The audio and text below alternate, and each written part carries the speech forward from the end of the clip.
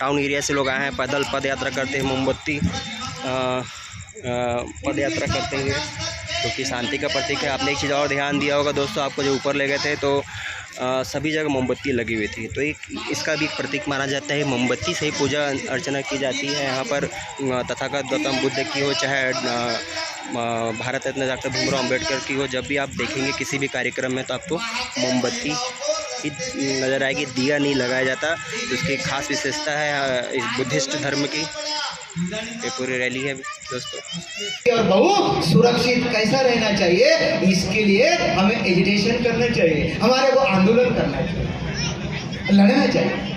आज हमारी तुम्हारी जो पीढ़ी है ये सुरक्षित नहीं है, तुम्हारे बच्चों के सुरक्षा कवच नहीं है, खत्म होते जा रहा। देखो मेरे सामने आकर आते बोलते लोग बीई की है भैया, इंजीनियर। ये इंजीनियर है ना, इतना बड़ा पद है, इतनी बड़ी शिक्षा है। इंजीनियर का मालूम है अर्थ क्या होता है? ये इंजीनियर जो दो शब्द है ना, इसका अर्थ क्या होता है? क्रिएटर। इंजीनियर ये निर्माता होता है, ये निर्माण करता है। आज इंजीनियर 10 से 12 हजार में गुलामी कर रहा है, और केवल कुछ लिमिटेड लोग हैं जिसको 10,000 12,000 की नौकरी मिली। 90% इंजीनियर की डिग्री करके गांव में घूम रहे, गांव में। ये हालत है हमारा, ये एजुकेशन सिस्टम है। क्या एजुकेशन सिस्टम बिगड़ा ऐसा आपको नहीं लगता क्या? एजुकेशन का अर्थ क्या होता है? बाबा साहब ने जो बोला ना आपको शिक्षित बनो, इतना ही नहीं है। बाबा साहब का एजुकेशन के पीछे क्या है? हायर, एजुकेटेड और प्रोफेशनल। ये कैसा होना चाहिए? हायर प्रोफेशनल एजुकेशन होना चाहिए, वो व्यावसायिक होना चाहिए, अपने पैरों पे खड़ा होना चाहिए। आज देखो ना तुम्हारे बच्चे इंजीनियर किया, बड़े बड़े एजुकेटेड हो गए, और आज भी मैं देखता हूँ अपने माँ बाप के ऊपर जीते। अरे वो इंजीनियर हो गया, उसकी माँ क्या कहती है, उसका बाप क्या कहता है? आज भी बनते जी, मैं मेरे लड़कों को जो चावल लगता है, जो गेहूं लगता है, जो मिर्ची लगती है, मैं घर से देता हूँ। ये हालत है। क्या मैं उसको एजुकेटेड समझूं? अरे मरते दम तक के जो माँ बाप के ऊपर डिपेंड रहेगा, उसको क्या मैं एजुकेट? आप भी समझोगे? ये एजुकेशन की यही डेफिनेशन है। What is the meaning of education? ये एजुकेशन हमको गुलाम बनाता क्या? वो स्वतंत्रता देता है, अपने पैरों पर खड़ा होने का ज्ञान देता है। लेकिन ये नहीं हो रहा, क्योंकि लोगों को एजुकेटेड बनाया जा रहा है। और बाबा साहब अम्बेडकर का क्या था? हायर प्रोफेशनल एजुकेटेड होना चाहिए, वो व्यावसायिक एजुकेटेड होना चाहिए। वो बंद हो गया, नहीं हो रहा। बेरोजगारी लोगों के अंदर में, समाज के अंदर में बेरोजगार बनने का शिक्षण देना जा रहा है, बेरोजगार बनने का एजुकेशन हो रहा है। ये बंद होना चाहिए, और ये ऐसा ही बंद नहीं होगा, आपको प्रस्ताव रखना पड़ेगा। जो कोई भी चीज अगर आती है तो अपने आप बंद नहीं होती है, उसको बंद करने के लिए भी लड़ना पड़ता है, झगड़ना पड़ता है। अपने आप होता क्या? नहीं होता। इसलिए आप सभी लोगों को अपने हक अधिकार मालूम चाहिए, और उसके लिए लड़ने के लिए हमको संगठित होकर संघर्ष करना पड़ेगा। ये तथागत बुद्ध, डॉक्टर बाबा साहब आम्बेडकर, और इस भारत में जितने भी महापुरुष हो गए, जितने भी, संत रविदास का भी वही संदेश है, बिरसा मुंडा का भी वही संदेश है, शिवाजी महाराज का भी, उनको भी कुछ भी अपने आप नहीं मिला, लड़ना मिला। और उन लोगों ने हमको बताया कि संगठित होकर संघर्ष करना सीखो। यही एजुकेशन है, यही शिक्षा है, यही शिक्षा है। कॉलेज में जाकर जो तुम डिग्रियां लेते हैं ना, इसको क्या बोला है हमारे बाबा साहब अम्बेडकर ने? क्या बोला है?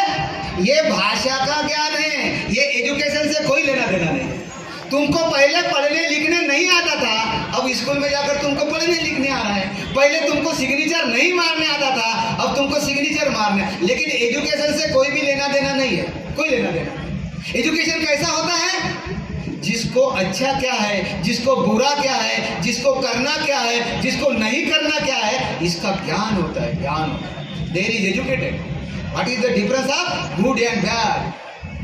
जिसको समझता है कि क्या बुरा है और क्या अच्छा है, देयर इज एजुकेटेड। समझना चाहिए, एजुकेशन नहीं है जो तुम अपने बच्चों को पढ़ा रहे, ये एजुकेशन से कोई लेना देना। और तुम भी जो मेरे सामने बैठे हैं ना, तुम भी एजुकेटेड नहीं है, तुम भी नहीं है। और जो आदमी को मैं बोलता हूँ कि आप एजुकेटेड हो क्या, सारे लोग बोलते मेरे को एजुकेटेड हूँ। मैं उसको पूछता है what is the meaning of education, कोई नहीं बता पाता।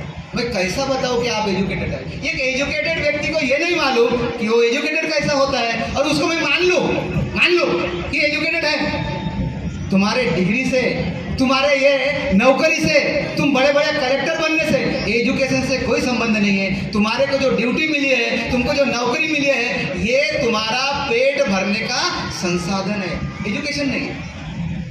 एक जवाबदारी दिया कि कोई भी शासन, कोई सुशासन अच्छे से चले, इसके लिए वहां पर में कर्मचारियों की नियुक्ति करना पड़ता है, उसको जवाबदारी दी जाती है। अगर ये कलेक्टर अगर एजुकेटेड होता, अगर एक डॉक्टर अगर ये एजुकेटेड होता, तो एक डॉक्टर दिन भर लोगों को बोलता है शराब मत पियो, बोलता है ना, गुटखा मत खाओ, ये मत करो, वो मत करो, और शाम को देखो ये डॉक्टर कहाँ जाता है। ये होता है एजुकेशन से महत्व। ये कलेक्टर जिस पोस्ट पे बैठा है, ये क्या बोलता है लोगों को, भ्रष्टाचार मत करो, और ये कलेक्टर क्या करता है, पूछो तो जाकर, ये एजुकेशन है क्या, वो एजुकेटेड है क्या, वो शिक्षित है क्या, उसको मालूम है क्या अच्छा क्या है बुरा क्या है, मेरे समाज के विकास के लिए क्या करना चाहिए, नहीं मालूम। और इसलिए उसको मैं एजुकेटेड नहीं बोलता, वो गुलाम है, गुलाम। और इस भारत का सभी जो कर्मचारी है, सभी कर्मचारी ये गुलाम है, गुलाम है कि नहीं, ये बताओ तो आप एक्सेप्ट करोगे कि नहीं करोगे। अगर कोई भी कर्मचारी को ऊपर से अगर आदेश दिया जाता है और वो आदेश अगर आपके मन को पटे ना पटे, वो अच्छा हो बुरा हो, आप करते कि नहीं करते, मेरे को बताओ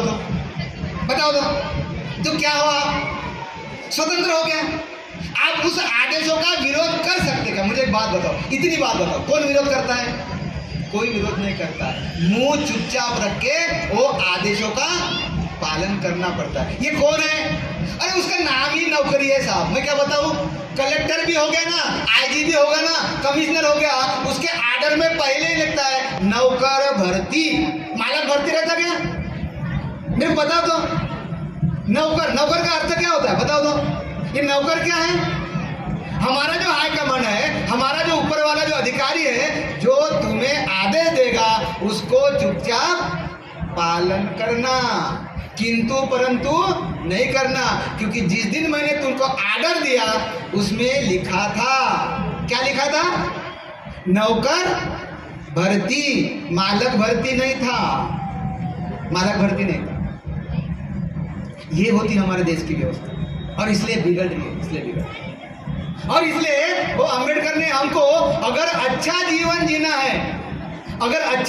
जीना है, धनवान बनना है, तो 2 सोर्स बताया, जो हमारे लोग नहीं कर पाते, 2 सोर्स बताया कि वो कभी खत्म नहीं होते। पहला क्या बताया, हमारी इंडस्ट्रीज होना चाहिए, इंडस्ट्रीज, और दूसरा क्या बताया, आप लोगों ने बिजनेसमैन बनना चाहिए, बिजनेसमैन। अच्छा, ये 2 जो मैंने शब्द बोला, बहुत सारे लोगों को जब मैं पूछा तो भंते जी ये इंडस्ट्री और जो बिजनेस है ना, ये सेम ही है, ऐसा ही बताते है क्या, एक ही होगा क्या। अगर बाबा साहब आम्बेडकर जैसा विद्वान अगर पुरुष ऐसा बोलता है कि इंडस्ट्रीज आप चलाना चाहिए, आप बिजनेस करना चाहिए, ये तुम्हारे इनकम सोर्स के 2 साधन है, वो कभी भी बंद नहीं होते, एक ही हो गए क्या, ये दोनों एक ही शब्द हो गए क्या, अलग अलग हो गए ना। तो इंडस्ट्रीज क्या हमको उपदेश देता है, निर्माण करना, निर्माण। मेरे हाथ में जो माइक पड़ा है ना, ये माइक, ये जहाँ पर में जिस कंपनी ने निर्माण किया उसको क्या बोलते हैं, इंडस्ट्रीज, औद्योगिक क्षेत्र। और ये जो माइक है, इसको निर्माण करने के लिए 150 रुपये खर्च लगा, सपोज उदाहरण के दौर में 150 रुपये खर्च लगा, लेकिन ये जब मार्केट में आएगा तो इसका MRP कीमत लिखा होगा 300 रुपया, कितना, 300 रुपया, क्योंकि यहाँ बनाने को 150 रुपया खर्चा लगा, लेकिन मार्केट में ऐसे ही नहीं जाता है, इसका डीलर होता है, इसका सब डीलर होता है, इसका डिस्ट्रिक्ट डीलर होता है, इसका तालुका डीलर होता है, और उसके बाद में वो दुकानदार होता है जो व्यवसाय करता है, और उसके बाद में ग्राहक के हाथ में जाती है। ये माइक एक बिकने के पीछे कितने सारे लोगों को रोजगार मिलता है, रोजगार, ये ख्याल में रखना है, बाबा साहब ने उस समय बताया, उस समय। इसलिए हमारे को वर्तमान काल में जो जनता की आवश्यकता है, जो नीड है वो देखना चाहिए और उसको निर्माण करने के लिए हमको सारे लोगों को एक साथ आना चाहिए, एक साथ निर्माण करने के लिए। एक कंपनी निर्माण करने वाली बनेगी और दूसरे हमारे समाज में दूसरा घटक है, दूसरा समुदाय है, वो उसको क्या करेगा, मार्केटिंग करेगा, सेल करेगा, बिजनेस करेगा, लोगों तक पहुंचाएगा।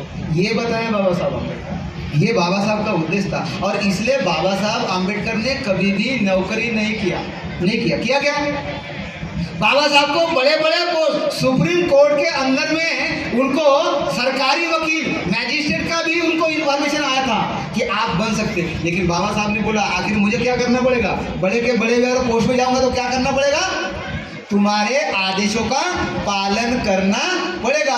और ये मेरे खून में ही नहीं है, मेरे खून में ही नहीं है।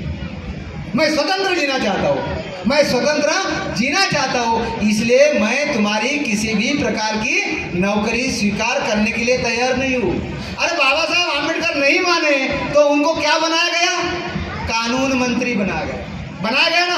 और जब कानून मंत्री कुछ दिन रहे तो उस समय की जो गवर्नमेंट थी, उस समय के गवर्नमेंट ने बाबा साहब के अम्बेडकर के ऐसे ऐसे प्रस्ताव लाए कि जो बाबा साहब को मंजूर नहीं थे। बाबा साहब ने तुरंत देखा कि यहाँ सिग्नेचर मारने का अर्थ ये होता है कि मैं अपने समाज का शोषण करना, पीड़ित करना, इसलिए बाबा साहब ने एट ए टाइम 1 मिनट समय नहीं लगाया, अपने पद का रिजाइन दिया। आज है कोई यहाँ बैठा हुआ ऐसा आदमी, ऐसा है क्या? बाबा साहब का जय जयकार करने से क्या होगा, पुतले निर्माण करने से क्या होगा? ये पुतला निर्माण करने का थोड़ी संसाधन है, ये वो प्लानिंग नहीं है। बाबा साहब ने हमको बताया था आदमियों का निर्माण करना, समाज के अंदर में अच्छे व्यक्तियों का निर्माण करना, वो फैक्ट्री है अम्बेडकर, और किया उन्होंने। हम जो जितने लोग यहाँ बैठे हैं ना, ये बाबा साहब अम्बेडकर ने दिए रिजर्वेशन की बदौलत है। रिजर्वेशन की क्या क्या रिजर्वेशन दिया आपको मालूम है क्या? How many type of the reservation विचारते, कौन बताएगा मेरे को? कौन नहीं मालूम? यही हमारी कमजोरी है, यही तुम अनएजुकेटेड होने का प्रस्ताव है मेरे सामने। मालूम है ना कितने दिन हो गए बाबा साहब ने अम्बेडकर को रिजर्वेशन दिया? पहला रिजर्वेशन हमको दिया बाबा साहब ने शिक्षा का रिजर्वेशन फॉर एजुकेशन, दिया कि नहीं दिया? हम जितने भी लोग पढ़े हैं, हर यूनिवर्सिटी में जाओ, हर कॉलेज में जाओ, हर समाज का एक पढ़ने के लिए, विद्यार्थी के लिए एक कोटा होता है, डिसाइडेड कोटा होता है कि अगर हमारे इंजीनियर कॉलेज में अगर 60 लड़के पढ़ रहे हैं तो ओबीसी को 55 लड़के वहां पर भर्ती देना पड़ेगा। ये रिजर्वेशन है, समझो थोड़ा मैं क्या बता रहा हूँ। हर स्कूल में, हर कॉलेज में अगर तुम्हारे आदिवासी के लड़के अगर 13 है तो उसको 13 लड़के को वहां पर में एडमिशन देना ही पड़ेगा। और इसलिए बाबा साहब ने उस समय प्रस्ताव, क्योंकि हर समाज का अगर विकास होगा कैसा, ये प्रस्ताव है। ये अमीर बनने का नहीं है, तुम्हें रोजगार देने का नहीं है। ये बाबा साहब आम्बेडकर ने ये जो 4 रिजर्वेशन बताया ना, ये हमारे समाज के, हर समाज के रिप्रेजेंटेटिव निर्माण करने का कार्य। ख्याल में रखना, प्रतिनिधित्व। अगर कोई भी तुम्हारे समाज से अगर एक कलेक्टर जाता है तो वो अपने समाज का क्या करेगा, प्रतिनिधित्व करेगा। मेरे जैसे बनो, ये अपने समाज को जगाएगा। इसलिए बाबा साहब अम्बेडकर ने बोला कि ये जो 4 रिजर्वेशन दे रहा हूँ, ये गरीबी हटा मुहिम नहीं है, ये अमीर बनाने का मुहिम नहीं है, ये तुम्हें नौकरी देने का नहीं है। ये क्या है, हर व्यक्ति को, हर समाज का रिप्रेजेंटेशन निर्माण करना है, ये बताया, समझना चाहिए। और इसलिए पहले बाबा साहब ने एजुकेशन में हमको रिजर्वेशन दिया, उसके बाद में क्या दिया, सर्विस में। हर व्यक्ति को अगर सर्विस करना है, जितने भी आप लोग लगे हैं, वो तुम्हारा रिजर्वेशन कोटा था। अगर तुम्हारे स्कूल में देखो, अभी भी तुम्हारी एड निकलती है पेपर में, अगर 4 अगर तुम्हारी पोस्ट भरना है तो वहाँ निकलती है 1 SC, 2 OBC, 1 आदिवासी, निकलती ना।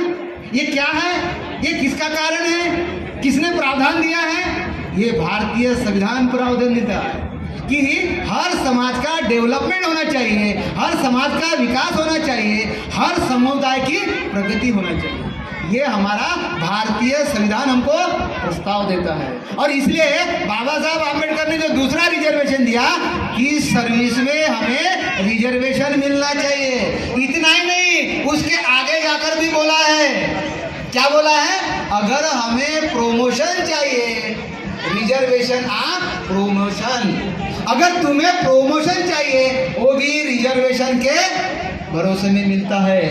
और उसके भी आगे जाकर क्या दिया, चौथा रिजर्वेशन क्या है, रिजर्वेशन फॉर पॉलिटिकल, हमें इलेक्शन में जाने का, संसद में जाने का, हमारे एमएलए एमपी बनने का, हमारे को सीएम बनने का, हमें पीएम बनने का भी हमें अधिकार दिया है।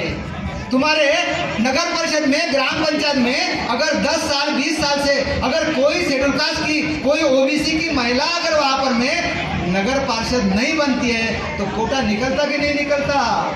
ये भारतीय संविधान की देन है, ख्याल में रखना, किसी ने नहीं दिया, ये प्रावधान है संविधान में। ये संविधान देता है हमें कि 20 साल हो गए, उसके बाद में दूसरा क्या रिजर्वेशन दिया, अगर 20 साल से तुम्हारी कोई नगर सेविका है, कोई नगर सेवक है, कोई नगराध्यक्ष है, तो 20 साल के बाद में अगर कोई महिला एक अगर वहाँ सुप्रीम कोर्ट में जाकर एक अगर निवेदन कर दे कि 20 साल से हमारे नगर अध्यक्ष कोई भी महिला नहीं बनी, हमारा आरक्षण के आधार पर यहाँ पर भी महिला नगराध्यक्ष बनना चाहिए, तो कोर्ट उसको क्या करता है, एक्सेप्ट करता है।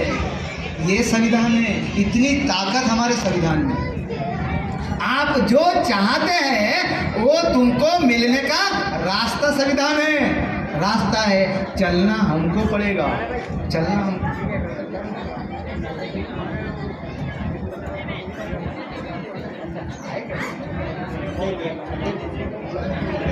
हमें अपने प्रगति के लिए, हमारे कल्याण के लिए, भारत में जितने समुदाय हैं, जितने जाति है, सभी समाज जाति के कल्याण के लिए, हित के लिए, उनके विकास के लिए जो प्रावधान है उसका नाम है इंडियन कॉन्स्टिट्यूशन, भारतीय संविधान। वो हमें करता है, वो हमें प्रदान करता है।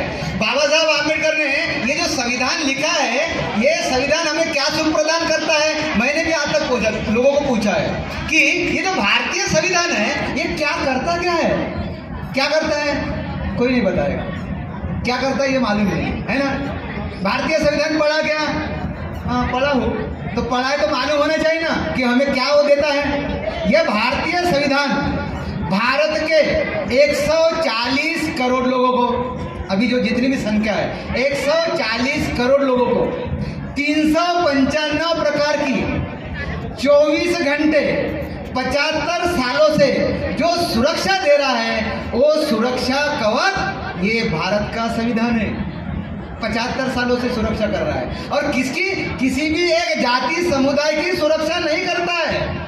अगर कोई भी घर में, किसी भी घर में, किसी भी महिला में अगर अन्याय अत्याचार हो, किसी के घर में भी चोरी हो, कितने भी बजे हो, उसको वहां पर में जाने का, कंप्लीट लिखने का प्रावधान है, प्रावधान है। और वो कोई भी समाज के अंदर में हो, किसी के भी घर में हो, सरीकी भी उसको दंड देता है, एक सरीका दंड देता है, उसमें मतभेद नहीं करता है। मतभेद करता है क्या? अरे ये आदिवासी है, आदिवासी के अगर महिला के ऊपर में अन्याय अत्याचार होता है तो इसको सजा कम हो, और कोई ओबीसी की महिला है उसके ऊपर में अन्याय अत्याचार होता है तो उसको सजा ज्यादा मिलेगी, ऐसा है क्या? ऐसा नहीं है, समानता देता है, समानता। ये किया है तो उसको ये कलम के आधार पर ये दंड मिलेगा ही मिलेगा, मिलेगा। इतनी सुरक्षा देता है और 24 घंटे देता है, 24 घंटे। कोई आदमी बोलता है ना, अभी ऐसा रात में घटना घटी है तो बनते जी अभी नहीं, सुबह जाएंगे, ऐसा होता क्या? तुम्हारे घर में रात में घटना घटी है तो आप सुबह जाओगे क्या पुलिस स्टेशन में रिपोर्ट लिखवाने के लिए? ये अज्ञान है, ये अविद्या है, ये अशिक्षित होने का लक्षण है हमारा।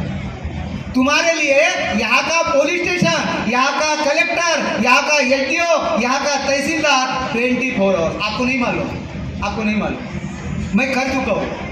मैं 6 बजे अपने गांव से निकला और जिला अधिकारी को निवेदन देने के लिए गया, निवेदन। और मेरे साथ में आप जैसे आगे बैठे ना, ऐसे ही विद्वान थे मेरे साथ में बैठे हुए, पूरे एजुकेटेड लोग थे मेरे गाड़ी में बैठे हुए, और लोग मेरे को हंसते थे। अरे बनते जी, अब ये कोई समय है क्या? अभी कलेक्टर को निवेदन दिया जा सकता है क्या? कलेक्टर का ऑफिस तो बंद हो गया, क्योंकि मैंने संविधान को पढ़ा नहीं, मैं संविधान को जीता हूँ। ये संविधान है ना, ये जीने का रास्ता है, ये जीवन में धारण करने की चीज़ है। शाम को 7 बजे 7:30 बजे गढ़चिरौली में जिलाधिकारी के कार्यालय में गए। सारे लोगों ने बोला भंते जी हमने आपको पहले ही बताया कि जिलाधिकारी कार्यालय बंद हो गया। मैंने उसको बोला ये गाड़ी जिलाधिकारी के बंगले में लगा, जिलाधिकारी के बंगले में लगा। जिलाधिकारी के बंगले में गाड़ी लगाया, रात के 8 बजे थे। मैंने बोला गाड़ी का जितना हॉर्न है, साउंड है, जब तक कि ये जिलाधिकारी नहीं आता तब तक के बजाते रहे। ये जिलाधिकारी मेरा मालक नहीं है, ये मेरा नौकर है। क्या है? ये जो जिलाधिकारी है ये तुम्हारा मालक नहीं है।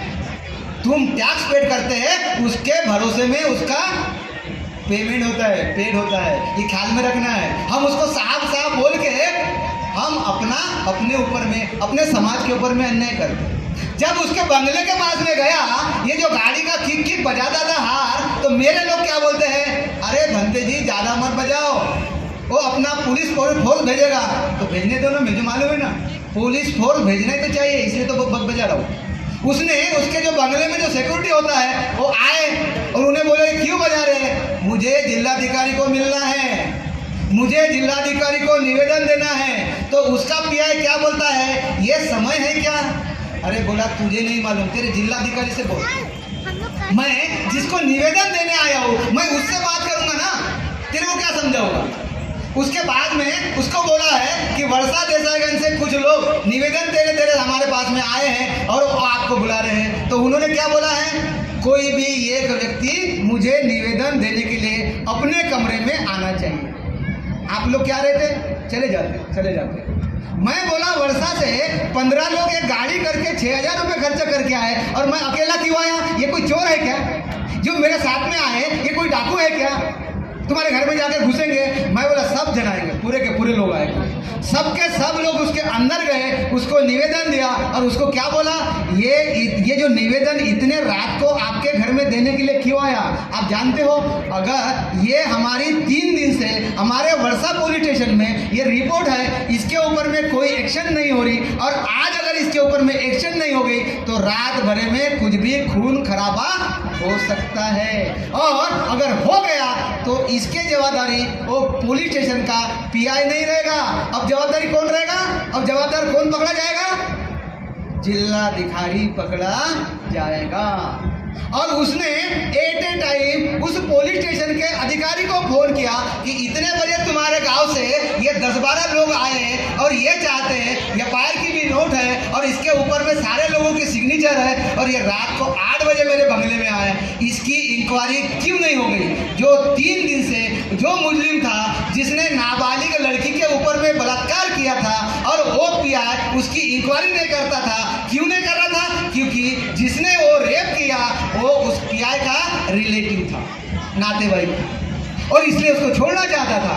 हम जब गढ़चिरौली से वर्षा नहीं आते तो हमारे को 2 घंटे के अंदर में वो मुजरिम उस पुलिस स्टेशन में आके खड़ा हो। ये सीखना चाहिए, ये व्यवस्था है, ये बाबा साहब अम्बेडकर ने हमको अधिकार दिया चाहिए। और हमारा समाज के ऊपर में जो अन्याय अत्याचार बढ़ रहा है, ये इसका कारण क्या है? हमारा अज्ञान, हमारी अविद्या, ये हमारा समाज के ऊपर में अन्याय अत्याचार बढ़ रहा है। ये वो समाज अज्ञानी है, हम समाज को जो दोष दे रहे हैं, लेकिन इस समाज के एजुकेटेड लोग क्या कर रहे हैं, पढ़े लिखे लोग क्या कर रहे हैं? और इसलिए बाबा साहब अम्बेडकर ने बड़े दुख से बोला था, बड़े दुख से क्या बोला था, मुझे पढ़े लिखे लोगों ने धोखा दिया। बोला क्या? अनपढ़ लोगों ने, गंवार लोगों ने, अनएजुकेटेड लोगों ने धोखा दिया, ऐसा बोला था कि बाबा साहब अम्बेडकर ने? कितने दुख के साथ बोला। और मैं आज भी तुम्हारे सामने यही बोलना चाहता हूँ कि एजुकेटेड लोग, समाज का जो धनी वर्ग है, एजुकेटेड वर्ग है, एम्प्लॉयज वर्ग है, उन्होंने अपने समाज का प्रतिनिधित्व करना चाहिए। और प्रतिनिधित्व करने के पहले उन्होंने बाबा साहब अम्बेडकर को, बुद्ध को, इनका इतिहास पढ़ना चाहिए, इतिहास पढ़ना चाहिए। हम समाज का प्रतिनिधित्व जरूर कर रहे हैं, लेकिन वो प्रतिनिधित्व हमारे समाज के लिए घातक है, घातक। घातक बन रहा है। अगर हम सही होते तो आने वाली हमारी 3 पीढ़ियां बर्बाद नहीं होती। आज समाज के अंदर में जो परिणाम है ना, हमारी जो पीढ़ियां है, हमारे जो बच्चे हैं, ये जो हमारा परिणाम है कि आज समाज में घूम रहा है, दुराचार कर रहा है, शराब पी रहा है, ड्रग्स पी रहा है, ये उनके परिणाम है। और इसलिए हमारे एजुकेटेड लोगों ने सुधर जाना चाहिए, पढ़ना चाहिए और उसका अपने समाज का सही रूप से नेतृत्व करना चाहिए सही रूप से। और उन्होंने बताना चाहिए कि यह पहले साल में मैं जो अध्यक्ष रहा इस कमेटी का, तो 1 साल में मैंने क्या किया, ये बताना चाहिए लोगों के पास। केवल यह प्रोग्राम से नहीं होगा, केवल भाषण देने से नहीं होगा, या सारे लोग यहाँ आने से नहीं होगा, ये रिजल्ट मांगता है। रिजल्ट लोग क्या करते हैं, आपको परिणाम मांगते हैं, परिणाम देना चाहिए। कोई भी कमेटी का अध्यक्ष हो, कोई भी गांव का अध्यक्ष हो, उसने बोलना चाहिए मुझे आज अध्यक्ष बनाए, मैं 1 साल के अंदर में ये प्राइमरिटी है, ये प्राथमिकता है, ये कार्य मैं करूँगा। कोई बोलता क्या, किया क्या, कोई प्रूफ देता क्या नहीं देता। क्योंकि मैं 4 राज्यों में घुमा हूँ, 4 राज्यों में, और आज तक 4,500 के ऊपर में धम्मा दसना हो गए, 4,500 को, एक दिन में 3 एक दिन सुबह। आज भी मैं ये 3रा प्रोग्राम है यार, आज आपके सामने हूँ ना, ये 3रा प्रोग्राम है। और मैंने एक प्रोग्राम छोड़ दिया बीच में, क्यों? क्योंकि शरीर भी तो मेरा है आगे। मैं एक प्रोग्राम छोड़ दिया, और ये क्यों, ये समाज को जगाने का जो काम है क्यों करना चाहिए और किसने करना चाहिए, हमारी एक दूसरे की जवाबदारी है। ये जवाबदारी हम नहीं निभाएंगे तो काम नहीं बनेगा। और समाज को रात दिन दोष रहते, हर समाज के लोगों को मैं देखता हूँ ना, हमारा समाज सुधर नहीं सकता। ये जो शब्द है ना, ये गलत है। मुझे एक बात बताइए, आप कितने भी बीमार रहे और आप डॉक्टर के पास जाओ, डॉक्टर ऐसा शब्द यूज करता क्या कि मैं तुम्हें सुधार नहीं सकता, ऐसा बोलता क्या? नहीं बोलता। डॉक्टर वही होता है, वो तुम्हारे नस को देखकर समझ लेता है इसमें रोग क्या है, रोग उत्पन्न होने का कारण क्या है, उसको दुख को निवारण कैसा करेगा, और उसके ऊपर में एक उपाय देता है, उसका नाम डॉक्टर होता है। आप भी सभी लोग अपने अपने समाज के डॉक्टर बने, अपने अच्छे प्रतिनिधि बने, अच्छे रिप्रेजेंटेटिव बने। मैं आज के इस दिवस पर इतना ही संदेश देना चाहता हूँ। और आज के इस त्रिगुण पावन पूर्णिमा पर, वैशाख पूर्णिमा पर, यहाँ सभी उपस्थित सभी हमारे कार्यकर्तागण, बाहर से आए हुए इस कमेटी के सभी पदाधिकारी, सभी श्रद्धावान उपासक उपासिकाएं, आज को इस दिवस पर आप सभी को मंगल कामना करता हूँ और मैं अपने शब्दों को विराम देता हूँ। आज यहाँ पर मैं मेरी धम्मदेशना समाप्त करता हूँ। भवतु सब मंगलम, भवतु सब मंगलम, भवतु सब मंगलम। सुखी।